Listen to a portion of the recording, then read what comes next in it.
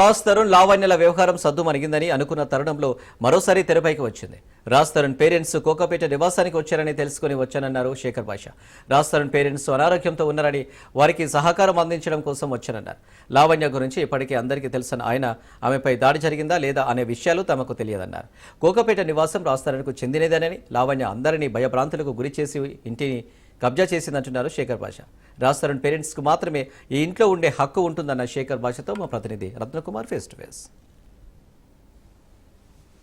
వ్యవహారంలో ప్రజెంట్ కోకాపేట నివాసం దగ్గర ఒక హైడ్రామా అనేది చోటు చేసుకుంటుంది. ఇల్లు మాదంటే మాదు అంటూ రాజ్ తరుణ్ పేరెంట్స్, మరోవైపున లావణ్య పేరెంట్స్ వాగ్వాదానికి దిగారు. సో ఇన్సిడెంట్ సంబంధించి తన మద్దతు తెలపడానికి రాజ్ తరుణ్ పేరెంట్స్ కు శేఖర్ భాష చేరుకున్నాడు. అసలు ఈ ఇన్సిడెంట్ కు సంబంధించి ఏం చెప్తారని ఒకసారి అడిగి తెలుసుకుందాం. సో ఇప్పుడు లావణ్య చెప్తుంది, కొంతమంది కిరాయి గుండాలను తీసుకొచ్చి మహిళల పేరుతో తమ మీద మోలస్ట్ చేసి ఇబ్బంది పెట్టి చంపేటువంటి ప్రయత్నం చేశారు అనేది లావణ్య చెప్తున్నమాట. మరోవైపున రాజ్ తరుణ్ పేరెంట్స్, ఇది మా అబ్బాయి కొనుక్కున్నాడు, కష్టపడి సినిమాల ద్వారా సంపాదించినటువంటి డబ్బుతో కొనుక్కున్న ఇల్లు, మా ఇంట్లోకి మేము వెళ్తాము అన్నటువంటి విషయం చెప్తున్నారు. అసలు దాడి ఇన్సిడెంట్ అనేది ఎలా చూసుకుంది, ఇల్లు మొత్తం చూసినప్పుడు దృశ్యాలు మేము ప్రత్యక్షంగా మొత్తం ఎక్కడికక్కడ ధ్వంసం కనిపిస్తున్నాయి. ఏం చెప్తారండి సార్? అంటే నాకు లోపల ఏం జరిగిందో తెలియదు. బట్ నేను ఇంతకుముందు విన్న ఆడియోలు అవి వాటిని బట్టి నాకు తెలుస్తున్నది ఏంటంటే, ఆవిడ కావాలనే పక్కన కొట్టేస్తారు చాలాసార్లు. అది మీరు వాళ్ళని అడిగినా కూడా చెప్తారు. సో ఆవిడ సీన్ క్రియేట్ చేయడం కోసం ఆవిడే పక్కన కొట్టేయచ్చు, ఇవన్నీ కూడా చేయొచ్చు. సార్ లోపల ఏం జరిగిందో నాకు తెలియదు కాబట్టి నేను కామెంట్ చేయను. బట్ నేను ఎక్కడో ఒక ఇంటర్వ్యూలో ఉన్నప్పుడు నాకు ఫోన్ వచ్చింది. సడన్గా రాజ్ తరుణ్ వాళ్ళ అమ్మ నాన్నని మెడబెట్టి బయటికి గెంటేసింది లావణ్య, ఇంటి నుంచి పడిపోయారు వాడు అనగానే నా ఒక్కసారి ఉన్న పొలంగా అక్కడి నుంచి బయటకు వచ్చేసి కారు వేసుకొని రావడం జరిగింది. సో రాగానే పాపం ఆవిడ ఏడుస్తుంది, ఆయన అట్లా రోడ్డున కూర్చొని. బట్ ఏదైనా కూడా వాళ్ళ ఇంట్లో అయితే తీసుకెళ్ళాలి కదా. ఆవిడ చెప్తున్న 15 మందో 100 మందో ఎవరు నాకు కనబడలేదు, ఆ హడావిడి నాకేమీ కనబడలేదు. వాళ్ళనైతే రోడ్డు మీద ఉన్న మాత్రం నేను చూసాను. నేను వచ్చేటప్పటికి నేను లేట్గా వచ్చానో నాకు తెలియదు. బట్ అంత పెద్దవాళ్ళని 70 ఏళ్ళ ఆయన, 65 ఏళ్ళ ఆవిడ, ఆయన కాల్ ఆపరేషన్ అయిన ఆయన నడి రోడ్డును కూర్చోబెట్టి, అది ఏ రకమైన సంస్కారం సార్? అది ఆయన సొంత కొడుకు స్వార్జితం. అది ఇలా కబ్జాలు చేసి ఇంట్లో ఉంటూ ఉన్న వాళ్ళని కూడా ఇట్లా బయటకు గెంటేసే దారుణమైన సంస్కృతి ఇది. సో దీన్ని ఖచ్చితంగా అంటే నేను వచ్చింది అయితే ఖచ్చితంగా వాళ్ళకి ఏమైంది అనే ఆతృతలో వచ్చాను నేను. సో అయితే లావణ్య చెప్తుంది, ఇంట్లోకి కొంతమంది వ్యక్తులు అత్తమామలుగా వాళ్ళని నేను స్వీకరిస్తాను, వాళ్ళని తీసుకుంటాను, కానీ వాళ్ళు ఒక 15 మంది పరాయి వ్యక్తులను తీసుకొని వచ్చి డైరెక్ట్గా అసలు విషయం కూడా చెప్పకుండా డైరెక్ట్గా అటాక్ మోడ్లోనే వచ్చారు, అటాక్ చేశారు, నన్ను మాలెస్ట్ చేశారు, తన తమ్ముడిని బ్యాట్ పెట్టి కొట్టారు, గేట్ దాకా కూడా మమ్మల్ని లాక్కెళ్ళేటువంటి ప్రయత్నం చేశారు, ఇంత రభస చేశారు. ఇది ఉద్దేశపూర్వకంగా చేసినటువంటి ఇన్సిడెంట్ అనేది లావణ్య చెప్తున్నటువంటి మాట. సార్ వెళ్ళి కంప్లైంట్ ఇవ్వమనండి. ఆవిడకి ఏమైనా అన్యాయం జరిగితే, ఆవిడ ఇల్లు అనుకుంటే ఆవిడ కంప్లైంట్ ఇవ్వమనండి, లీగల్గా తెలుసుకోమనండి. అది లీగల్గా వాళ్ళ ఇల్లు అనేది దాంట్లో ప్రపంచం ఎరిగిన సత్యం. ఆయన కొడుకు సంపాదించిన ఇల్లు, దాంట్లో ఆయనకు ఉండే కంప్లీట్ రైట్ ఉంది. ఆవిడకి రైట్ ఉందా లేదా అనేది కదా క్వశ్చన్. ఆవిడకి ఒక డాక్యుమెంట్ ఉందా?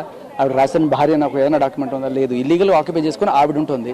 ఆవిడ ఏదైనా ఉంటే కంప్లైంట్ చేసుకోమనండి. రాజ్ తరుణ్ ఇన్సిడెంట్ కు సంబంధించినటువంటి ఏ వ్యవహారం జరిగినా కూడా శేఖర్ భాష ఎంట్రీ అనేది ఉంటుంది. దానికి కారణం అతను రాజ్ తరుణ్ దగ్గర లంచం తీసుకున్నాడు, కొన్ని లక్షల రూపాయలు తీసుకొని ఉద్దేశపూర్వకంగా ఈ పనులు చేస్తున్నాడు అనేది లావణ్య తండ్రి ఆరోపిస్తున్నటువంటి మాట. ఏం చెప్తారు? లక్షలు ఏముంది సార్? కోట్లనండి, 100 కోట్లనండి, 1000 కోట్లనండి, పోయేదేముంది? ఆరోపణకి ఏముంది? నోటి మాట. ప్రత్యక్షంగా మీరే ఎదురుపడి మరి అనుకున్నారు కదా, మా సమక్షంలోనే జరిగింది. ఏం చెప్తారు? ఏం చెప్తాము? ఏదైనా ఒక ఆధారం చూపించి అడిగితే నేను 100 మందిని రేప్ చేశానని చెప్పొచ్చు, 100 మందిని మర్డర్ చేశానని చెప్పొచ్చు. నోటికి వచ్చింది వాగచ్చు కదా. ఎవరికి బట్టి ఈశ్వరుడు నోటి ఇచ్చాడు కదా, ఇష్టం వచ్చినట్టు వాగచ్చు. దానికి ఏదైనా ఒక ఆధారం చూపించారా? ఈ ఆధారాలు చూపించేది మనం క్లియర్ కట్గా రాజ్ తరుణ్ అని చెప్పి అందరికీ తెలుసు. ఇట్లా చేస్తున్నారని చెప్పి సో కబ్జా చేసి ఉంటుందని అందరికి ప్రపంచానికి తెలుసు. డ్రగ్స్ చేస్తుందని తెలుసు. 45 రోజులు చెంచల్ కూడా జైల్లో ఉందని తెలుసు. దానికి తోడు అక్కడ ఎవరైనా అనాథరైజ్ పర్సన్ తీసుకొచ్చి స్విమ్మింగ్ పూల్ అడ్డమైన వేషాలన్నీ వేస్తే అడిగారని చెప్పి ఆ సెక్యూరిటీ గార్డుల మీద దాడి చేసిందని కూడా ఇక్కడ కంప్లైంట్లు వచ్చినాయి. ఇన్ని వల్గర్ యాక్టివిటీస్, డ్రగ్స్, మందు అంత హడావి నడుస్తుంటే ఇక్కడ ఉండే వాళ్ళందరూ కూడా మాకు ఏంటి కర్మ అని అనుకుంటున్నారు. సో రాజ్ తరుణ్కి 1 కాదు 2 కాదు 3 నోటీసులు వచ్చినాయి ఇప్పటిదాకా. You are accountable for whatever is happening here. So ఏంటి అంటే ఇక్కడ వచ్చి నువ్వు కాల్ చేయొచ్చు. ఇప్పుడు డైరెక్ట్ గా వీళ్ళు ఎంట్రీ ఇవ్వాలన్నా, ఆమె స్వీకరించాలన్నా సరే కోర్టు పరిధిలో ఉన్నటువంటి అంశాలను పరిష్కరించుకోకుండా ఇది సాధ్యం అవుతుందా? అసలు కోర్టు పరిధిలో ఆవిడ వెళ్ళాలి. ఆవిడ వెళ్ళి ఇది నా ఇల్లు, ఈయన నా మొగుడు అని చెప్పేసుకోవాలి. ఒక కేసు వేసింది 493, ఏది ఈయన నా మొగుడు నాకు తెచ్చియండి అని చెప్పి. సో తర్వాత ఏమైంది, కట్ చేస్తే ఇంకో ఆయన మీద కూడా ఎలా ఉంటుంది, ఈయన నా మొగుడు అని చెప్పి మస్తాన్ సాయి మీద కేసు పెట్టింది, అది బయటకు వచ్చింది. సో దానివల్ల ఇది ఎట్లాగో నిలబడదు. అది రేపు ఎల్లుండి తేలుతుంది, ఎట్లాగో ఆవిడ భార్య కాదనేది తేలుతుంది. అది తేలితే అసలు ఎట్లాగో ఈల ఆవిడ కాదనేది అర్థమైపోతుంది. బట్ ఆవిడ ఇప్పుడు తేల్చుకోవాల్సింది ఆవిడే, ఈ ఇల్లు నాది, నాకు ఇచ్చేయండి అని ఆయన కోర్టులో చేసిందా? లేదు కదా. బట్ ఇది ఆక్రమించుకొని ఆయన మీద కేసులు పెట్టి ఆయన ఏదో రకంగా బ్లాక్మెయిల్ చేసి ఇల్లు పొందడం ఇట్లాంటివన్నీ కూడా ఆవిడ తెరదీసింది. సో యాక్చువల్గా ఆవిడ పద్ధతిగా ఆవిడ చేసిన తప్పుగా ఆవిడ వెళ్ళిపోయి ఉంటే సరిపోయింది.